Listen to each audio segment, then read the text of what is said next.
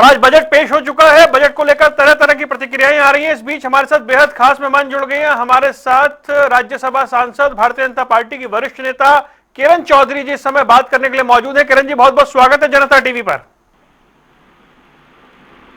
जी किरण जी, आप मुझे सुन पा रही हैं? हाँ जी, हाँ जी। जी किरण जी, बहुत बहुत स्वागत है आपका जनता टीवी पर। बताएं, बजट को लेकर कई तरह के रिएक्शन आ रहे हैं।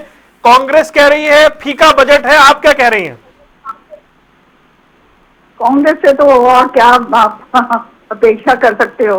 जी पर सच्चाई ये है कि ये विकसित भारत का, आत्मनिर्भर भारत का, गरीबों के लिए, अंडर प्रिविलेज के लिए, जो डिसएडवांटेज सेक्शंस हैं उनके लिए ऐसा बजट पेश करा है जो आने वाले समय में आप देखिएगा 2044 तक का भारत को जो है ऊंचाइयों तक लेकर जाएगा।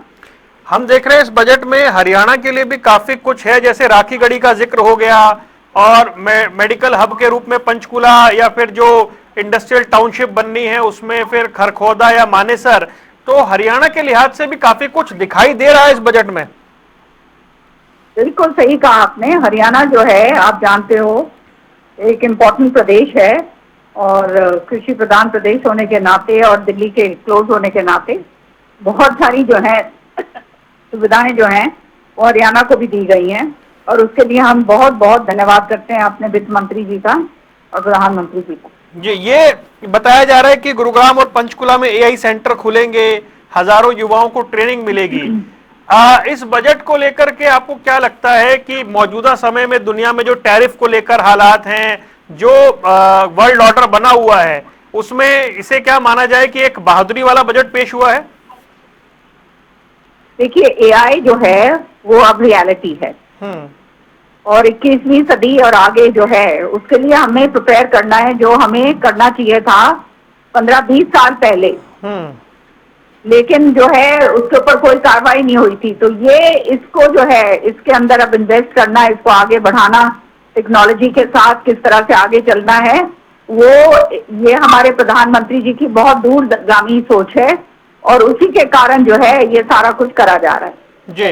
और आपको एक बात बताऊं मैं, देखिए गरीबों के लिए कितना अच्छा, आप जानते हो घर घर के अंदर जो है कैंसर हो रहा है और कैंसर की दवाइयां जो हैं 17 दवाइयां ऐसी हैं जिनको एग्जेम्प्ट करा गया है और उनसे ड्यूटी का पूरा वो हटाया गया है। तो ये आम जनता के लिए, गरीब आदमी के लिए बहुत बड़ी राहत है।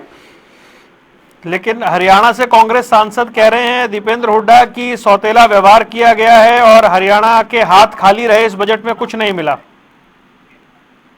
दीपेंद्र हुड्डा जी के तो हाथ खाली थोड़ा है, भरे पड़े हैं। पूरा का पूरा जो है गुरुग्राम से वो पंचकुला से लेकर गुरुग्राम तक जो है इतनी जमीनें ले रखी हैं, उनके हाथ खाली कहाँ होंगे? नहीं, वो कह रहे हरियाणा को कुछ नहीं मिला। हरियाणा को कैसे? ये देखिए, आप समझने की बात है कि हरियाणा को जो मिला है वो तो अलग है। अब वो सारी लिस्ट करूं तो बहुत समय लगेगा, लेकिन सच्चाई ये है कि ये ग्रोथ, ये ऐसा बजट पेश करा गया है जो फ्यूचर को एजुकेशन और जो है ग्रोथ जो है उसको एम्पावर करेगा, एम्प्लॉयमेंट और स्किल्स को आगे बढ़ाएगा, एनर्जी और पावर जो है उसको, वो डेवलपमेंट की तरफ जो है जो बहुत जरूरी है वो कैसे विकसित हो उसको आगे लेकर जाएगा, और जो हेल्थ है उसका फाउंडेशन जो है उसका और कैसे सुदृढ़ बनाया जाए ताकि हर एक व्यक्ति को उसका फायदा मिल सके, वो होएगा। एमएसएमईज हैं, ये तो सारी जगह है हरियाणा में, ये खाली कहीं और थोड़ा है, हरियाणा में भी है हमारे। ये जो है इंफ्रास्ट्रक्चर और मैन्युफैक्चरिंग इन्वेस्टमेंट जो है उसको किस तरह से बूस्ट करेगा। और हरियाणा है कृषि प्रधान प्रदेश, तो मैं इनको, ये दीपेंद्र हुड्डा जी शायद जानते नहीं है कि हम एग्रीकल्चर और एलाइड सेक्टर्स को कितनी जबरदस्त राहत दी गई है जी। और रेयर अर्थ जो है, जैसे ये रेयर अर्थ मिनरल्स हैं, उसके लिए जो है अनाउंसमेंट करी गई है कि आत्मनिर्भर किस तरह से हिंदुस्तान आने वाले समय में बन सकता है, ताकि ये बाहर से जो चीजें इंपोर्ट होती थी वो बंद हो। आप जानते हो आजकल जो है ये जो पॉलिटिकल सिचुएशन है वो कितना ट्रिकी है।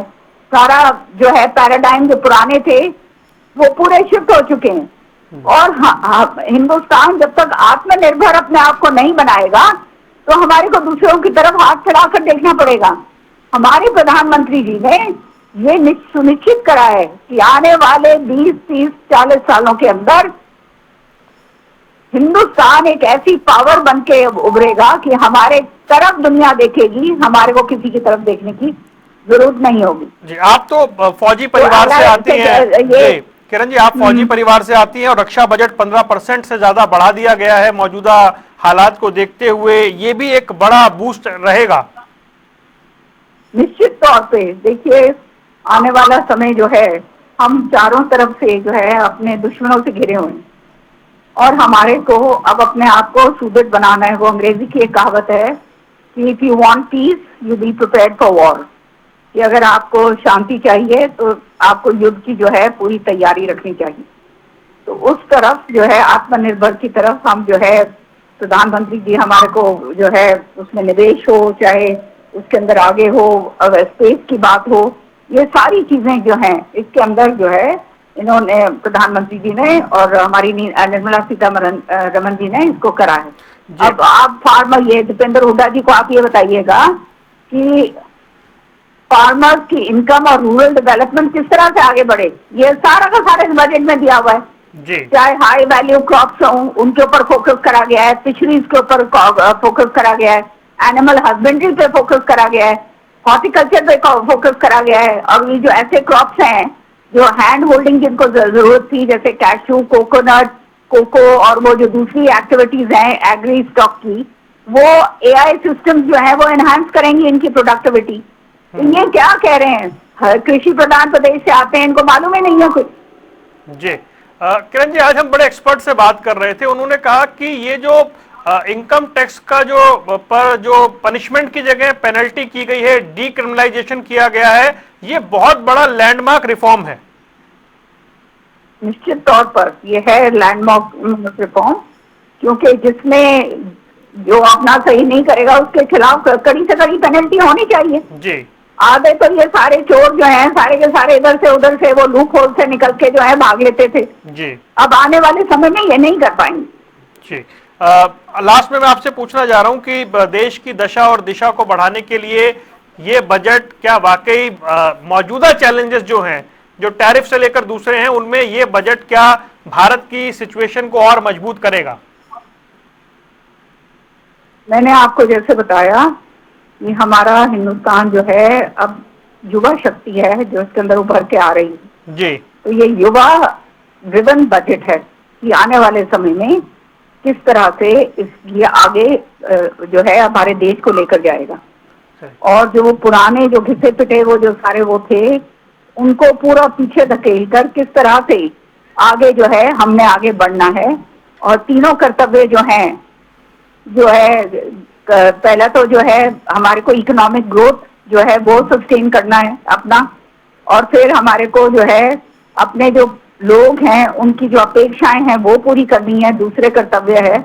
और तीसरा कर्तव्य है कि जो है सबका साथ और सबका विकास हो जी। उसकी उस तरफ जो है ये बजट हमारे को लेकर जाए।